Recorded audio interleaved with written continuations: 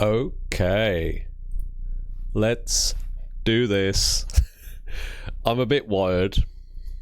No, I'm not even that wired actually. I was up crazy early this morning.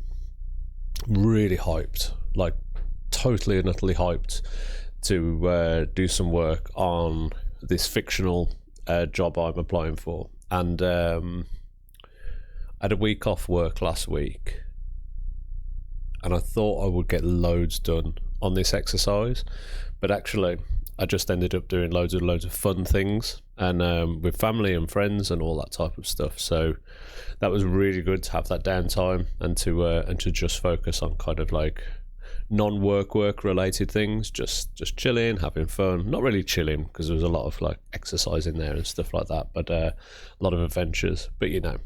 But I've come back to work now feeling fully energized for work, and work. On top of that is preparing for my next job. My next job is a portfolio manager, or a program manager, or just a change manager.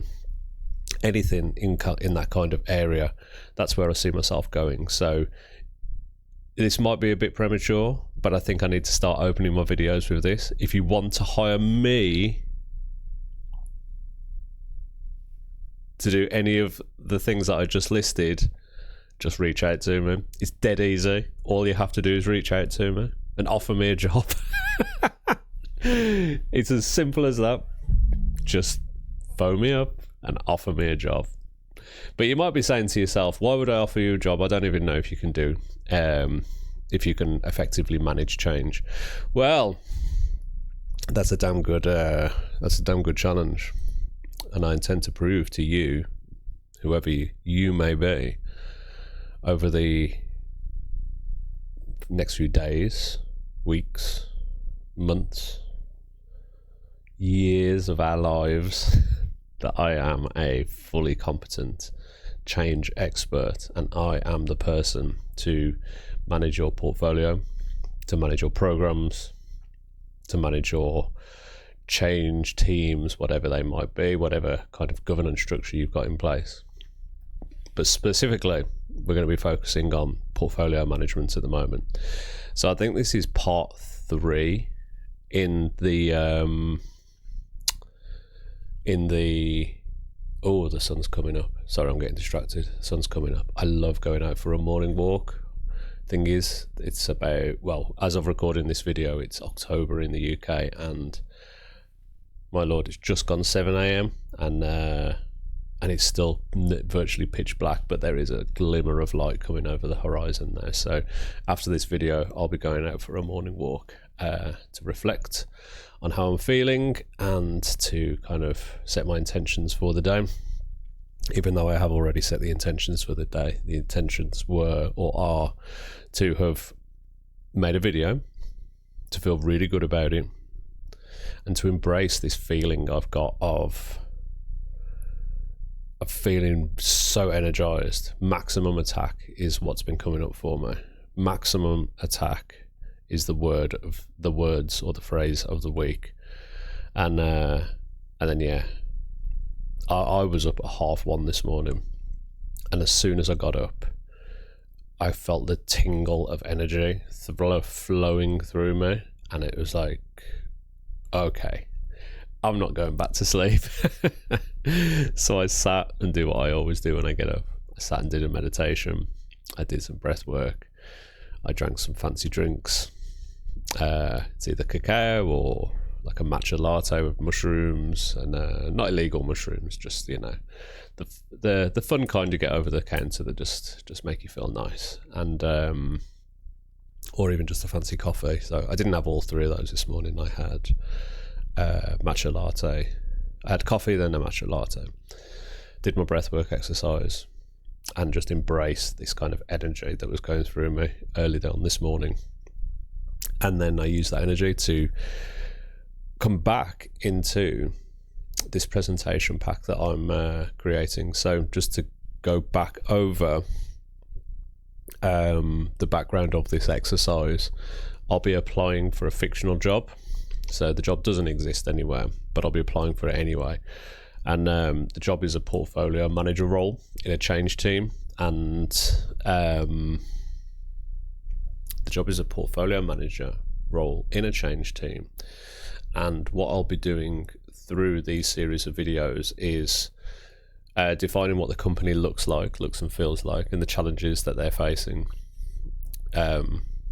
Some of the people that are in there as well. I think that's a really fun exercise too, because people are such a fundamental part of like any organization. So to omit the people, it's really easy to go, oh well, they've got some legacy systems that they want to get rid of, and they've got some like new systems that they want to bring in, and there's a suite of reports that they want, and they want this data to do this. It's like, yeah, that's all well and good, but talk to me about the people, like who's asking for these things, like, what their personalities like, what are they,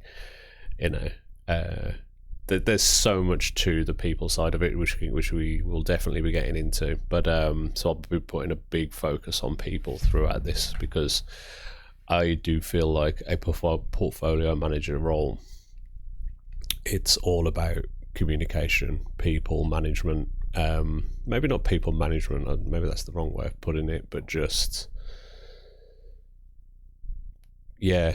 talking to people, setting expectations on making sure we're doing the right things, so everyone's agreed that we're putting the right resources in place to deliver the right value in the right areas, making sure everyone's kind of aligned with our prioritization and where we're delivering value, how we're protecting the delivery of that value, the resources that we've got in place to deliver it, who we're delivering to, all those things. So there's just people everywhere for that. So back to the presentation, or back to the exercise rather. We'll define this fictional company, define the job role, but then also I'll create a CV and a covering letter. And whilst those are, I sigh, they are they are important. I have a real issue with CVs, which is why I'm doing this exercise, because I just think CVs just, when we talk about people again, it's like, there's so much complexity to a person, and you're trying to get that across on a piece of paper. Like, it is, I would say, virtually impossible to get across someone's personality and who they are on a piece of paper, a two-sided piece of paper. I worked at X. Anyway, I'm not going to get into it. I keep saying this. I'm not going to get into CVs. I think they're useless at the first stage of interviews, first stage of the application process. But this is what the world has agreed upon that we do. So we jump through the hoops, and we do a CV. We do a covering letter. We try and match it to the algorithms of the things that sweep across the internet to see if we're good enough or not. And then hopefully we actually get to talk to a human, and then we can start the actual job interview process. So, and that takes me on to the next part of this, which is the presentation, which is what I've got up on the screen here. And the presentation, so I think that if I was going for this type of role, there'd be a series of interviews, because it's quite a senior role, but one of those would be to talk about how you would manage the portfolio and present on kind of like, well, how you manage it end to end. And that's what I intend to get across with this pack. So the pack itself, I'm not a massive fan of presentation packs, because it's a really fine line of like of losing an audience's concentration in the information that you're presenting, but also it can be a really useful tool for guiding people. So I believe that you should be able to convey exactly what you're saying with your words. You shouldn't need to rely on the presentation, but the presentation can serve a purpose for things that are quite complicated, and some people just gel with visual aids as well. So it's like, well, I'm talking about A that relates to B, and then that relates to Z and C and D. And then if you put all those things together, then you've got a magic formula, and then people scratch their heads and go, yeah, really? But if you've got it in a diagram, it's like, oh yeah, I get it now. So, presentations can be all right, I suppose. But then if you overly complicate them, then it's like people are just staring at the presentation thinking, I have no idea what this person said in the last 5 minutes because I'm trying to read the writing that's too small in this presentation. It doesn't make any sense. So we will endeavour to dance on that line of, or dance on the fence of, just enough information to get through. So just to go through the pack, I haven't finished this. This is like just a template. Let's go big screen. This is just a template so far with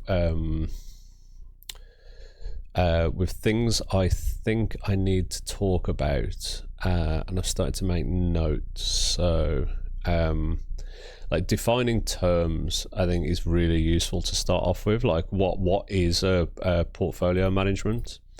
And what's the difference between portfolio management and program management, project management? Portfolio management, program management, project management, and product management as well. That's quite an interesting one because I think I know, like in the modern age, and especially in a data team or like a data and analytics area where we're delivering. I suppose software is such a broad term, but we're not building bridges. We're delivering pieces of software, and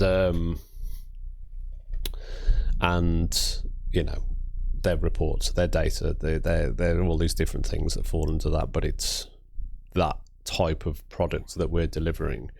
So I think product management fits in here more so than if we were building bridges. And what do I mean by that? So we would have the overarching kind of portfolio management that everything sits under. So it's all where all the strategy planning happens. It's like looking at the end-to-end process where you're planning all of your resources, what we're capable of as a department. The program management side with very specific strategic objectives in mind. So could be focused on a particular domain. It might be finite, it might not be, but they're very specific goals, very specific objectives related to that particular program. So the programs would fit within the portfolio, but then within the programs, and programs might be optional depending on what you've got going on in your change team. And we can maybe talk about that in the future, about when you would want to wrap the governance of a program around something. Well, all of these things are optional, actually. Anything under portfolio management is optional. I suppose you just need one. You need at least one thing under the portfolio for it to be a portfolio. But whether you structure them as programs or projects or product management is a different question. So definitely something that we'll cover off. So the program management side of it is like I said, it's the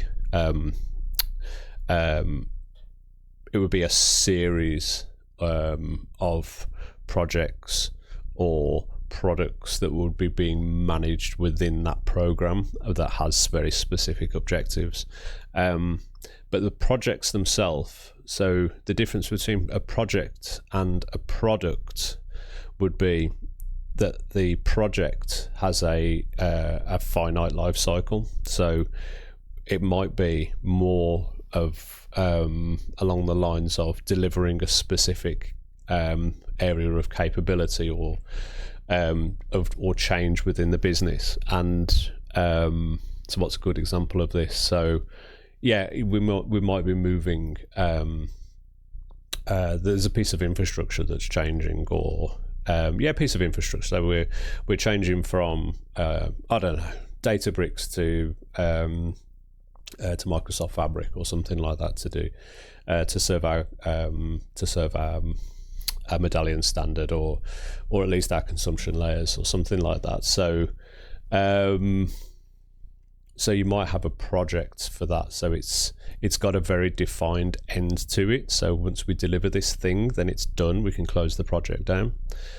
Whereas on the product side of things, these are things the way you'd have a version 1 that would go live. So it might, this like a standard thing that might fall under this category would be I don't know, like a report, a sales report, let's say, something really simple. So I want to know how many things we sold yesterday. So version 1 gets released, and we deliver this sales report. So yes, it's finite in that we delivered it, but then the business is changing, constantly changing objectives and things to do with sales that we want to focus on. So the next month we might want to look at sales broken down by particular regions, or we might want to I don't know, the tax has changed or something in the country, so we need to make some changes in the back end to show like how this affects gross sales, or something like that. So there'll be changes throughout time that happen, which means we have to revisit the product. Now, it's almost like the product, it never stops being developed. It's always subject to change, and these types of changes would fall under the product management side of things. So you're constantly iterating over a product that's in production or is being serviced by our department. So I would say, and for the purposes of this, I would say that this would fall under more of like an agile approach for delivery, where we're doing iterative change. You could also do manage incidents this way. So if there are incidents raised against products that we've delivered and we're supporting, we would manage that through product management and through an agile process, utilizing sprints, and use that a form of sprint planning for that kind of delivery. So just to go back to defining the terms, project management are things that have a very kind of, they are finite, they have a defined end, they have defined objective, and they have a defined end. Products are it's an ongoing iterative process of change with them. So they don't die as such. They live on until, well, I suppose actually until they do get superseded, or there's no longer a business need for them, and then they do get decommissioned. So that's our kind of overview of portfolio management. Defining the terms, went into a lot more detail than I thought I was going to then, but it's really interesting to define what the terms are, and throughout the rest of this document we're going to be focusing on the portfolio management side of things. So we're not going to go into the detail of program management, project management, or product management. And the next bit I started to I was going to do a bit on, so we've got defining what each of those areas are, and then I was going to go into a bit more detail on what a portfolio does. So enabling strategic objectives that deliver value, we're allocating resource to get the work done, we're protecting our financial investment to maximize on our growth. So I'll put some information together against each of those.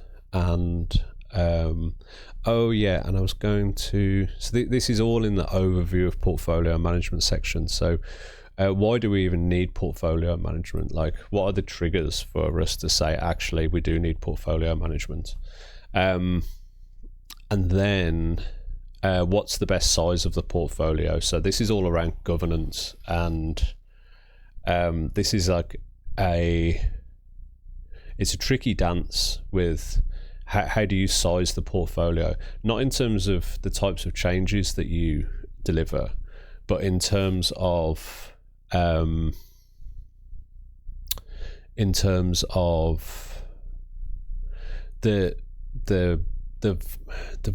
volume's the wrong word, in terms of the governance, the amount of governance that you're going to put in place to manage the portfolio. Now, what you want to avoid is it becoming just a bureaucracy tool where it's just everything gets bogged down in this bureaucratic process, and we cannot make any kind of changes because everything's just been clogged up. Now, that might be valid if you've got if you require an extremely high levels of governance for whatever reason. I don't know, maybe you're in the medical practice, and like the risk of delivering things that affect people's lives is so high that you have to have really strict levels of governance in place to make sure that you're delivering on certain things, otherwise kind of people's lives are affected. So yeah, maybe that's a case where you would have like crazy high levels of governance, and bureaucracy is needed, like high levels of bureaucracy. But then there will be some cases where it's like, oh, it's just a small portfolio, so we just need like a light touch on governance, and the risk is low, you know, there's of delivering things that we shouldn't deliver. So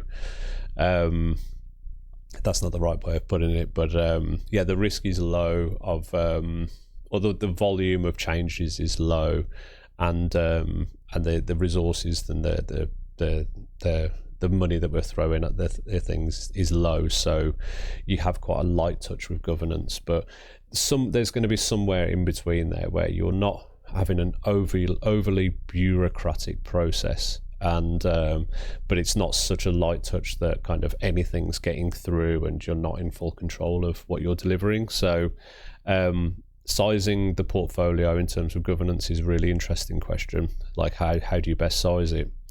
And then we'll get into the portfolio life cycle.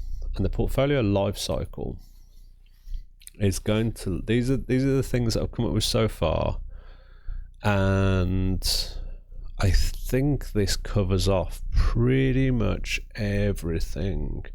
So we've got 4 areas, and these don't run in series, like you run through one, then the next, then the next. They're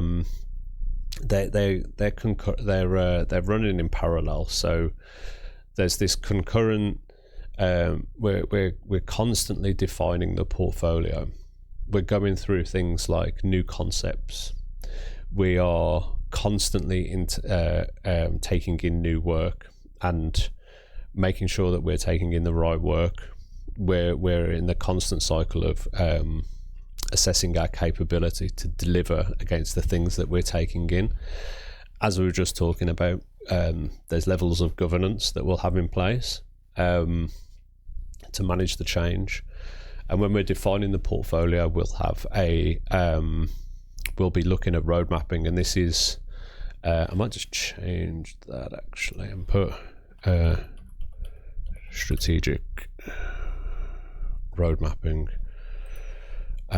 just to hammer home the point that, yeah, so how is what we're taking in going to deliver value over time? And then that brings us to this last point here, which is value management. So this is all around the investment that we're putting into the portfolio. Like how are we managing the value? Like how are we getting value out the other end? Next section is on optimizing. So we'll be looking at prioritization in this section. Also planning, and then we've got resource planning. So the difference here is, I suppose this would be delivery planning.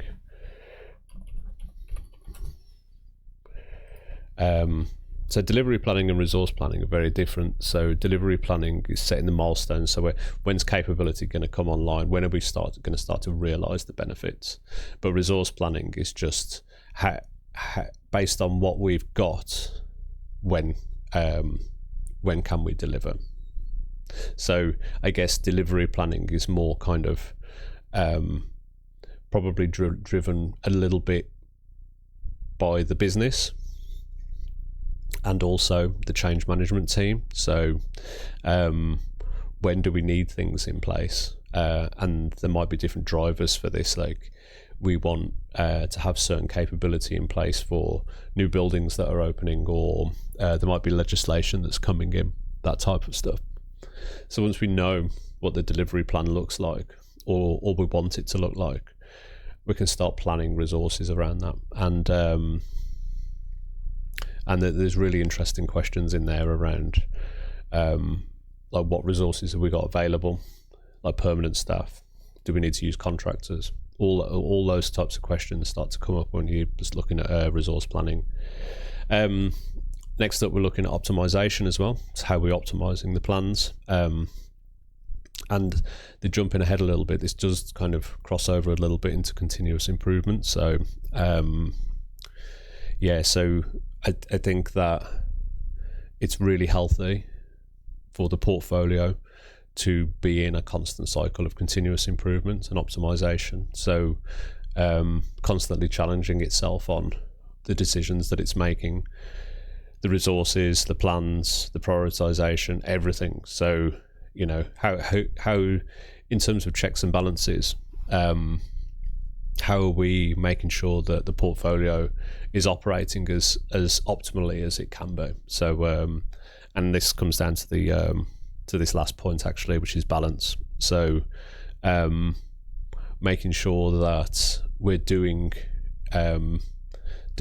we're putting the right value in the right areas to deliver balanced value across. Well, here's an example of balance. So there might be, say, 6 different domains, and the fictional company that we're looking at, I think, had 6 domains in it. And so the finance department might share the loudest and might have the most weight, but does that mean that they get all of the changes, so all of the value, even though their value, they may have 50% of the financial value might come from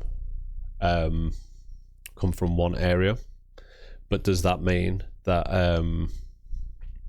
that one area gets 50% of the resources? It's an interesting question. And how do you balance the portfolio across all the different domains when you're tackling questions like that? So that's an interesting subject. Next up, we've got protecting the portfolio. So how are we making sure that we do what we say we're going to do? So effective risk management is a really interesting subject. I do like risk management. Monitoring of all activities. So what work's being carried out, what's been completed. Monitoring covers so many different things. We want touch points on each of these different areas on here. It's almost like a health check, I would say.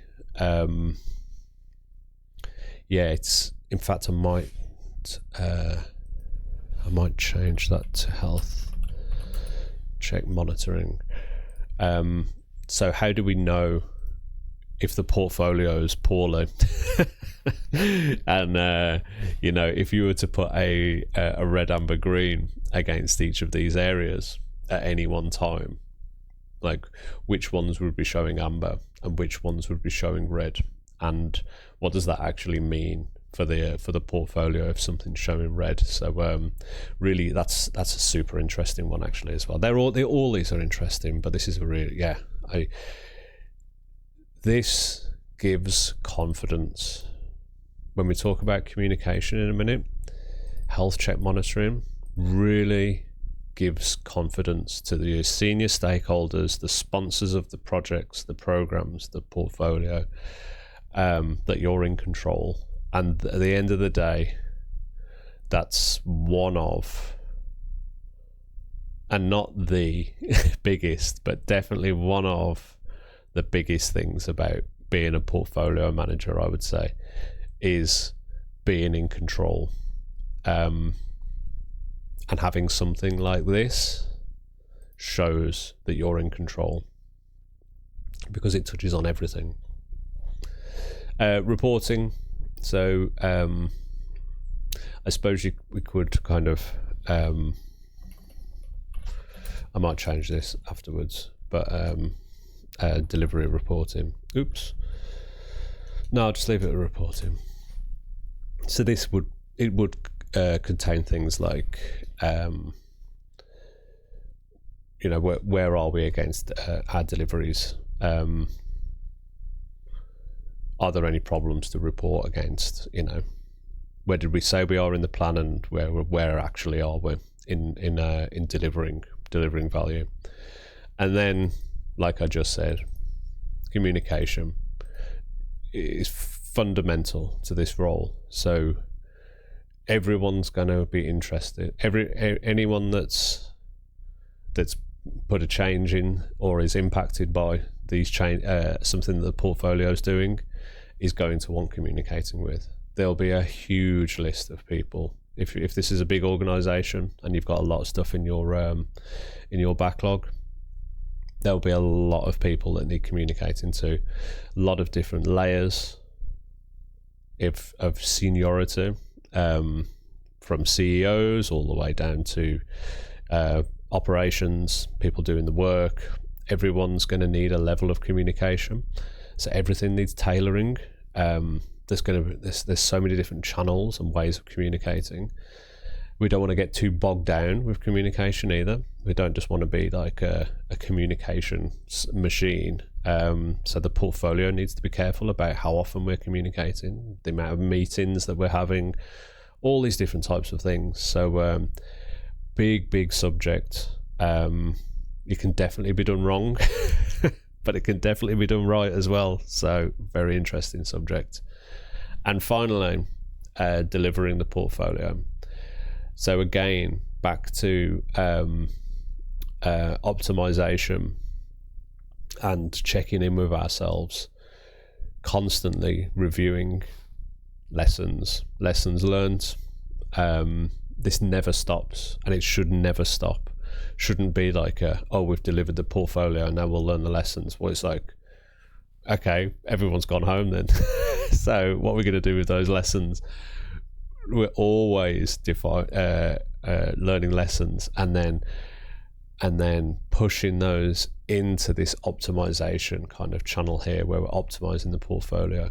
We're in delivery here, we're learning lessons. This went well, this didn't go so well. And then we're doing these continuous improvement exercises. So this might just be one person having to think about it, if it's a small portfolio of work, but it could be teams of people thinking about continuous improvement. If you've got a change team of 100 people, 100 change professionals full of project managers and developers and all sorts of, all the different people, job titles that come under change. Continuous improvement is a really, really fun exercise. So how can we do things better? How can we do things better in our team? And by doing things better, we deliver more in the portfolio, we get more for our investment, and we get more value out at the end. And then portfolio maturity. So yes,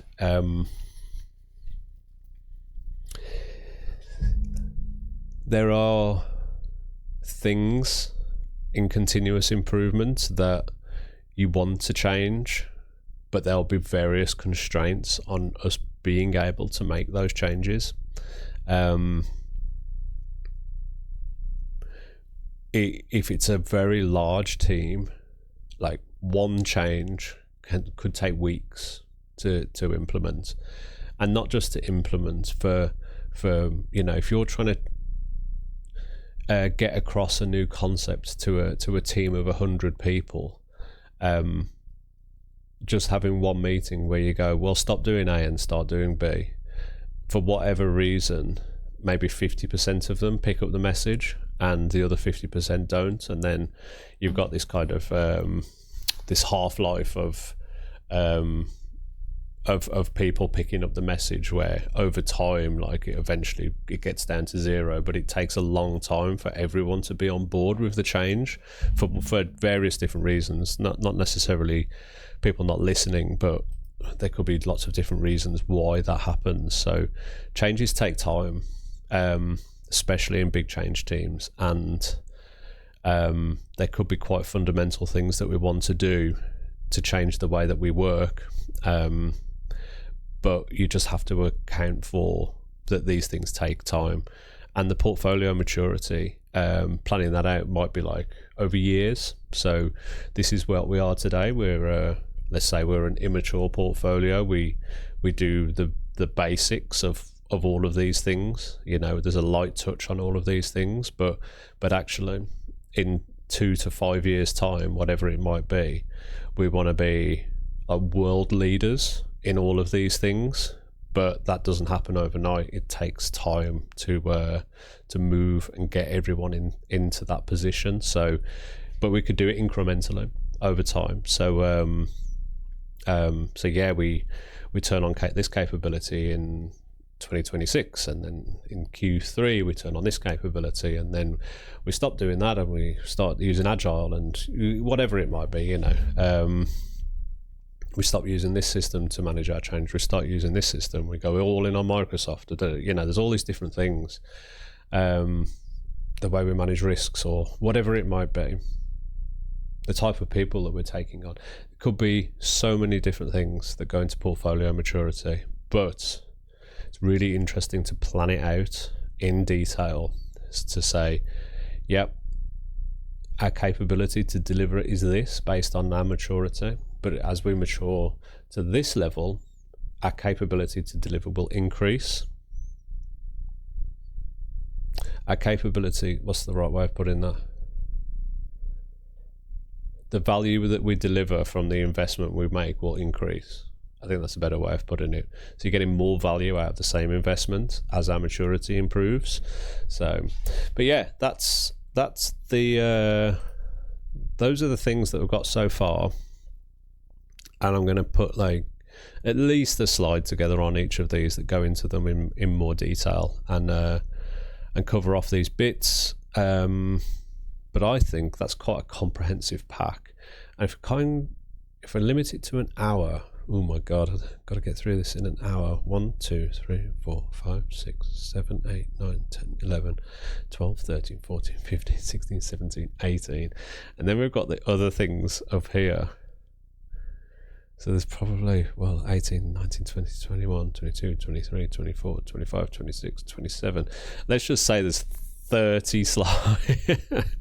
So that's like 2 minutes on each slide, which is doable, but that's rattling through really fast. Even if you did it over 2 hours, that's 4 minutes on each one, which probably still doesn't give them justice. So I'm either going to have to cut them down. Maybe I'll have to do this over 2 presentations.